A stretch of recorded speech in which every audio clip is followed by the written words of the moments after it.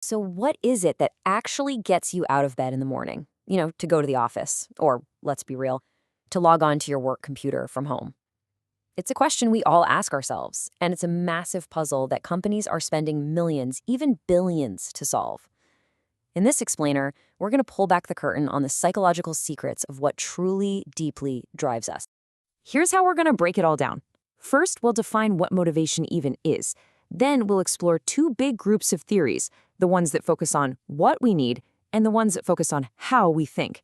After that, we'll see how all this stuff actually applies in the real world and give you a toolkit to figure out your own drive.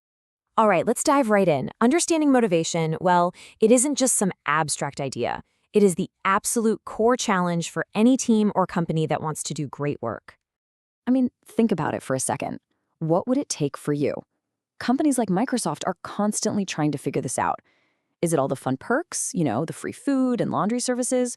Or is it something deeper? Something like help with student loans, which companies like NVIDIA and PwC are starting to offer. The answer, well, it's pretty complicated.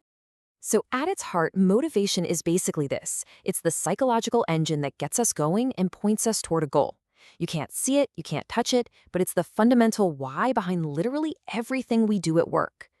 It really works in a simple, continuous cycle. You have an unfulfilled need, maybe it's a need for more money, or maybe you're just craving some recognition. That feeling creates motivation. That motivation then pushes you to behave in a certain way. And those behaviors lead to rewards, which hopefully satisfy the original need and give you feedback for the next time around.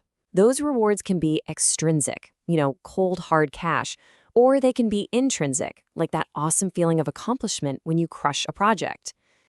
Okay, so to really understand that cycle, we first have to look at those unfulfilled needs. This brings us to our first big group of theories, often called content theories. These theories don't really care about how we think. They're all about figuring out what it is we're all fundamentally trying to get. And you really can't talk about human needs without talking about Abraham Maslow. Way back in 1943, he came up with one of the most famous theories in all of psychology, the idea that all of our needs are arranged in a 5-level hierarchy. Now, Maslow's pyramid is so powerful because it's so simple. It shows that our needs are built on top of each other, like building blocks.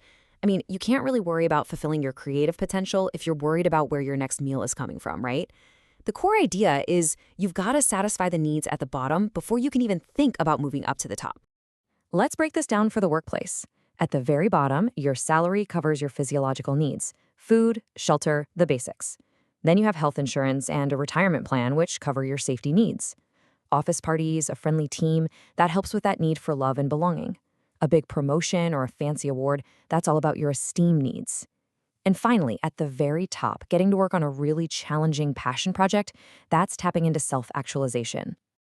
All right, our next big thinker, Frederick Herzberg, came at this from a totally different angle.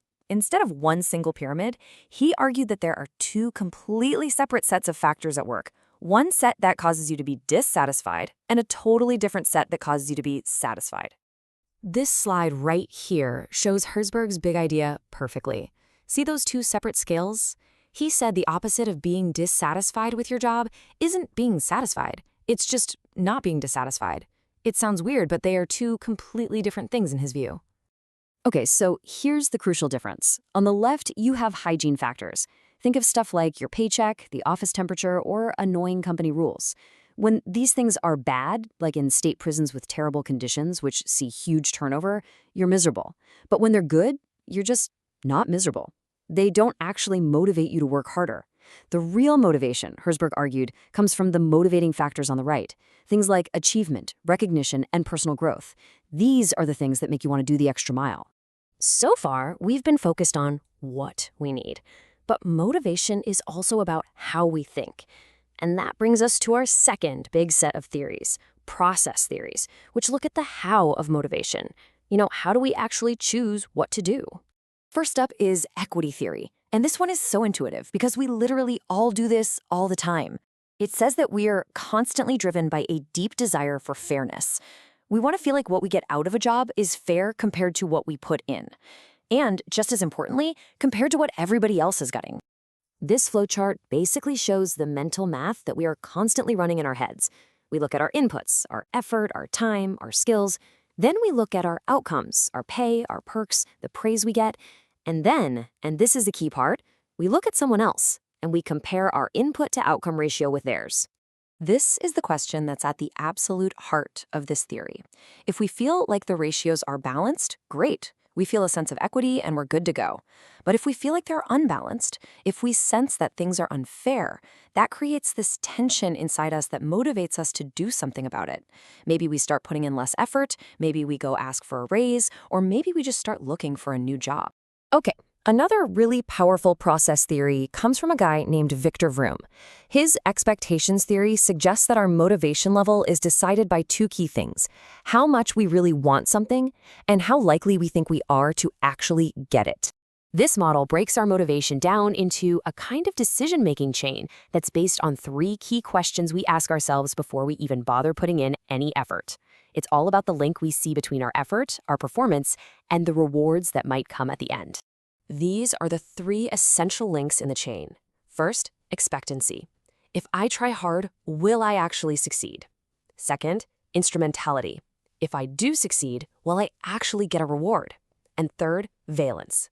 How much do I even care about that reward? Now, for your motivation to be high, you have to have a strong yes for all three. If any one of them is zero, like you don't think you can do it, or you don't believe you'll be rewarded, or you just don't care about the reward, your motivation completely collapses. Okay, so we've got these theories about our needs and our thought processes. So what? How does this actually play out in the real world? Well, it has a huge impact on something really fundamental: how jobs are designed in the first place. For a really long time, the old school approach was to just make jobs as simple and repetitive as possible, and then just fit people into those boring boxes. But that just leads to boredom and people hating their jobs. The modern approach, which comes directly from the ideas of people like Herzberg, is to do the complete opposite: fit the job to the person. This means assuming that people want more variety and more challenge, and then designing work that actually provides those motivating factors. Wow, we have covered a ton of ground, navigating some of the biggest ideas in motivation science. So to wrap things up, let's put it all together into a handy toolkit you can actually use. At the end of the day, you can look at motivation through a few different lenses. Content theories ask, what are our fundamental needs? Process theories ask, what are our thought processes? Job design asks, is the work itself actually engaging? And finally, reinforcement theory, which we haven't dug into as much, looks at how simple consequences, like rewards and punishments, shape our behavior. Each one gives you a valuable piece of the motivation puzzle.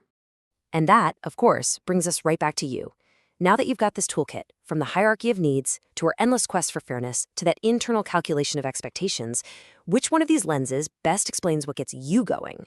Because understanding these models is the very first step to unlocking not just the motivation of other people, but more importantly, your own.